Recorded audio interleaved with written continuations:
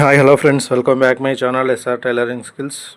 ఈ వీడియోలో మనము ప్యాంటుని ఫార్మల్ ప్యాంట్ని ఏ విధంగా ఆల్టరేషన్ చేయాలో చూపిస్తాను చూడండి. అయితే దీన్ని తొడ లూజు బాటమ్ లూజ్ అయిందని చెప్పారు కాబట్టి నేను ఏ విధంగా టైట్ చేసి చూపిస్తానో చూడండి. మీకు ఇక్కడ మనం సెంటర్లో విప్ప తీసుకున్నామండి. ఇలా విప్ప తీసుకున్న తర్వాత మనకి తొడ లూజ్ అయితే కొంచెం ఎక్కువగా అయిందని చెప్పారు కాబట్టి దాన్ని ఏ విధంగా రెడ్యూస్ చేయాలో చూపిస్తాను. ఈ విధంగా విప్పుకోవాలి. ఫస్ట్ విప్పుకున్న తర్వాత చూడాలండి, వాళ్ళు మనకు మెజర్మెంట్స్ ఇచ్చారు కదా, దానికంటే 1 ఇంచ్ ఎక్కువగా ఉందండి తొడ లూజ్ వచ్చేసి. అయితే దాన్ని ఏ విధంగా నేను రెడ్యూస్ చేస్తానో చూపిస్తాను. అయితే వాళ్ళు 25 ఇంచులు పెట్టమని చెప్పారు కాబట్టి 25 ఇంచుల దగ్గర గుర్తు పెట్టుకున్నాను, మార్కింగ్ పెట్టుకున్నాను. ఈ విధంగా మనం స్కేల్తోనే అడ్జస్ట్ చేసుకోవాలి. అయితే ఇక్కడ ఏమైందంటే మన లెంత్ కూడా కొంచెం ఎక్కువగా ఉందని తర్వాత చెప్పారు. దాన్ని కూడా మనం విప్ప తీసుకున్నాము. ఈ విధంగా విప్ప తీసుకున్న తర్వాత ఫస్ట్ లెంత్ పెట్టుకొని లెంత్ కట్ చేసుకుంటాను. తర్వాత మనం టైట్ చేద్దామండి. ఇప్పుడు లెంత్ మనం కరెక్ట్గా మనకు 34 చెప్పారండి. 34 పెడుతున్నాను లెంత్. 34 పెట్టుకున్న తర్వాత ఈ విధంగా మనము టైట్కి మార్కింగ్ ఏ విధంగా పెట్టుకోవాలో చూపిస్తాను చూడండి. ఇంతకుముందు 25 చెప్పాను కదండి. 25 దగ్గర మార్కింగ్ చేసుకున్న తర్వాత కింద బాటమ్ వచ్చేసి ఒక 1/2 ఇంచ్ ఎక్కువ ఉందండి. ఆ బాటము ఈ టైట్ రెండు ఈక్వల్గా మనం ఏ విధంగా కరెక్ట్గా మన షేప్లో ఏ విధంగా తీసుకోవాలో చూపిస్తాను. ఇక్కడ గుర్తుపెట్టుకున్నానండి. బాటమ్ 1 ఇంచ్ ఎక్కువగా ఉందని చెప్పారు. ఈ విధంగా మనం స్కేల్తోనే అడ్జస్ట్ చేసుకోవాలి. మరీ టైట్గా కాకుండా మరీ లూజ్గా కాకుండా మీడియం సైజులో చేస్తున్నాను. ఫార్మల్ ప్యాంట్ ఏ విధంగా ఉంటుందో ఆ విధంగా నేను టైట్ చేస్తాను చూడండి. ఈ విధంగా మనం క్రాస్ స్కేల్తోని కర్వ్ స్కేల్తోని ఈ విధంగా క్రాసింగ్ తీసుకుంటాను. లైట్ క్రాసింగ్ తీసుకున్నానండి, ఎందుకంటే మరీ ఎక్కువగా లేదు కాబట్టి లైట్గా టైట్ చేస్తున్నాను. సేమ్ యాజ్ ఇట్ ఈస్గా మనం అవతల సైడ్ ఎంత పెట్టుకున్నామో ఇక్కడ కూడా అంతే పెట్టుకొని మార్కింగ్ ఇచ్చేసుకుంటున్నాను. ఇలా మార్కింగ్ ఇచ్చేసుకున్న తర్వాత మనం కర్వ్ స్కేల్తోని మళ్ళీ దీనికి లైనింగ్ ఇచ్చేస్తాను చూడండి. క్రాసింగ్ తీసుకుంటాను. అవతల ఎంత క్రాసింగ్ తీసుకున్నామో ఇది కూడా అంతే ఈక్వల్గా తీసుకోవాలండి. ఎందుకంటే ఒక సైడ్ టైట్గా ఒక సైడ్ లూజ్గా అయిపోతుంది. మరియు కొంచెం ఎక్కువ తక్కువగా చేసినా కూడా ఆ విధంగా కాకూడదు అనుకుంటే ఈక్వల్గా తీసుకోవాలి. ఈ విధంగా ఇప్పుడు మనము టైట్కి మార్కింగ్ వేసుకున్నాం కదండి. ఈ విధంగా మనము దీన్ని టైట్ చేసుకోవాలి. చూపిస్తాను చూడండి ఏ విధంగా టైట్ చేసుకోవాలని చెప్పేసి. మనం మార్కింగ్ తీసుకున్నాం కదండి, ఆ మార్కింగ్ పైనుంచి కొంచెం యువతల సైడ్కి వెళ్ళి మనం స్టిచ్చింగ్ వేసుకుంటున్నాము. కొంచెం అవుట్ సైడ్కి వెళ్ళి వేసుకోవాలి స్టిచ్చింగ్. లైట్గా టైట్ చేస్తున్నామండి, ఇది ఎక్కువగా కాదు కాబట్టి మనము అవుట్ సైడ్కి వెళ్ళి వేస్తున్నాము స్టిచ్చింగ్.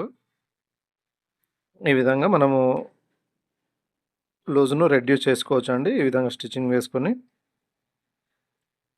ఇలా చూసుకుంటూ మళ్ళీ కింది సైడ్లో పైన కుట్టు పడకుండా, అంటే కింద పార్ట్స్ పైన ఎక్స్ట్రాగా మన క్లాత్ యువతలకి రాకుండా చూసుకుంటూ స్టిచ్చింగ్ వేసుకోవాలి. చాలా స్లోగా వేసుకోవాలండి, నీట్గా ఉంటుంది. ఎందుకంటే మనం కొంచెం అటు ఇటు చేసినా కూడా టైట్ లూజ్ అయ్యే ఛాన్స్ ఉంది. అలాగే ఫోల్డ్స్ వచ్చే అవకాశం కూడా ఉంటుంది. అలా కాకుండా ఈక్వల్గా క్లాత్ని మనము లాగకుండా ఈ విధంగా స్లోగా వేసుకోవాలి. చూడండి వీడియోలో చూపిస్తున్నాను కదా, ఆ విధంగా స్లోగా వేసుకుంటూ వెళ్ళాలి. స్ట్రైట్గా వేసుకుంటూ వెళ్ళాలండి, క్లాత్ని లాగకూడదండి. ఈ విధంగా వేసుకోవాలి. అయితే చాలామంది దానికి పిన్స్ పెట్టుకొని ఫస్ట్ చూసుకున్న తర్వాత వేసుకుంటారండి. అలా కూడా చేసుకోవచ్చు. అది చెప్పాలంటే అది ఇంకా బెటర్ ఆప్షన్ అండి. అలా చేస్తే ఇంకా నీట్గా వస్తుంది, కరెక్ట్గా పర్ఫెక్ట్గా ఉంటుంది. ఇప్పుడు నేను చూపిస్తాను చూడండి మీకు ఏ విధంగా స్టిచ్చింగ్ వేసానని చెప్పేసి. మార్కింగ్ తీసుకున్నాను కదా, మార్కింగ్ అవుట్ సైడ్కి వెళ్ళి స్టిచ్చింగ్ వేసుకున్నాను. ఈ విధంగా ఒక షేప్ తీసుకున్నాం కదా మనం, కర్వ్ స్కేల్ యూజ్ చేసి ఆ షేప్ ద్వారానే వేసుకుంటూ వెళ్ళాలి. యాజ్ ఇట్ ఈస్గా అలాగే వేసుకోవాలి, ఎందుకంటే కరెక్ట్గా ఆ షేప్కి మనకు మ్యాచ్ అయిపోతుందండి. ప్యాంట్ వచ్చేసి ఈ విధంగా ఇలా వేసుకున్నాను. అయితే చాలామందికి టైట్ ఆల్టరేషన్ చేయాలంటే కొంచెం రిస్కీగా అనిపిస్తుందండి. ఎందుకంటే మనం విప్ప తీసుకోవాలి కదండి, పాత స్టిచ్చింగ్ అన్నీ తీసేసుకున్న తర్వాత మళ్ళీ కొత్త ప్యాంట్ లాగా మార్కింగ్ చేసుకొని వేసుకోవాలి. ఇది చాలా సింపుల్ వర్క్ అండి. ఎందుకంటే కుట్టు విప్పదీయడమే పెద్ద టాస్క్ మనకి. తర్వాత చాలా సింపుల్గా మన కొత్త ప్యాంట్కి ఏ విధంగా వేసుకుంటామో అదే విధంగా వేసుకోవచ్చు మార్కింగ్. చూడండి ఇప్పుడు మనం లెంత్ కూడా ఆల్టరేషన్ చేస్తామని చెప్పాము కదా, లెంత్ కూడా ఆల్టరేషన్ చేస్తాను చూడండి. ఇక్కడ మనం సెంటర్‌లో విప్పదీసాం కదండీ స్టిచ్చింగు.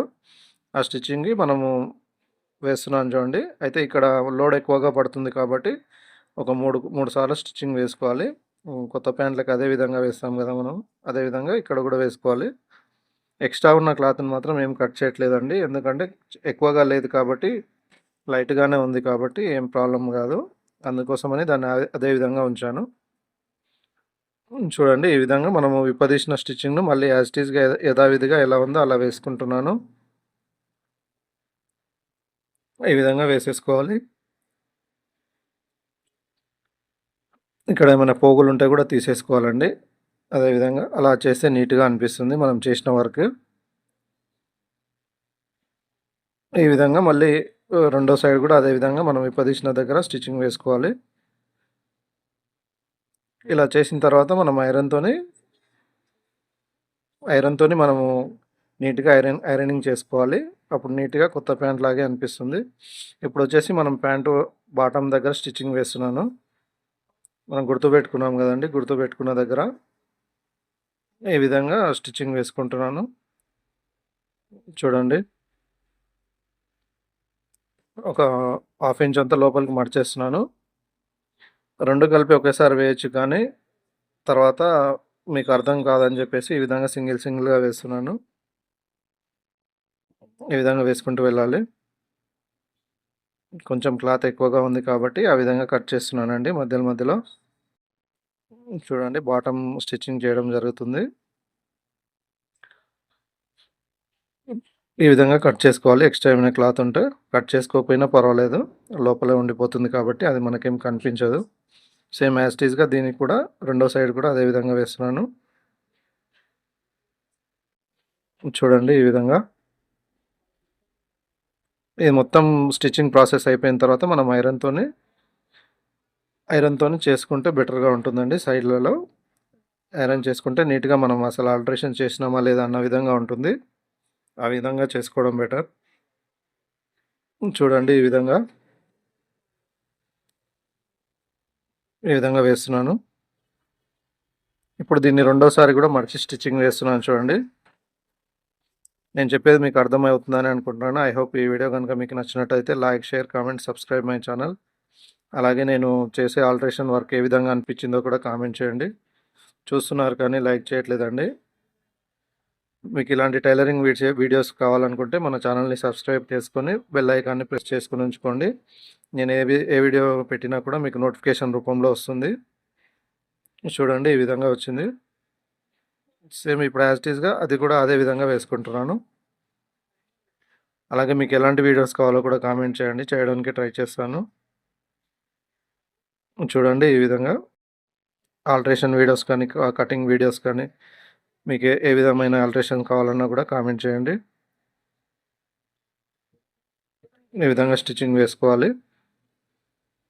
ఇప్పుడు మనము ఆల్టరేషన్ చేయడం కంప్లీట్ అయిపోయిందండి. ఇప్పుడు నేను జూమ్ చేసి చూపిస్తాను చూడండి ఏ విధంగా ఉందని చెప్పేసి. చూడండి ఈ విధంగా వస్తుంది. సేమ్ మనము ఇంతకుముందు ఉన్న విధంగానే చేసినామండి. మనం ఆల్టరేషన్ చేసినట్టు కూడా గుర్తుపట్టకుండా చేసుకోవాలి. రెడీమేడ్ మోడల్‌లో ఈ విధంగా చేసుకుంటున్నాను చూడండి.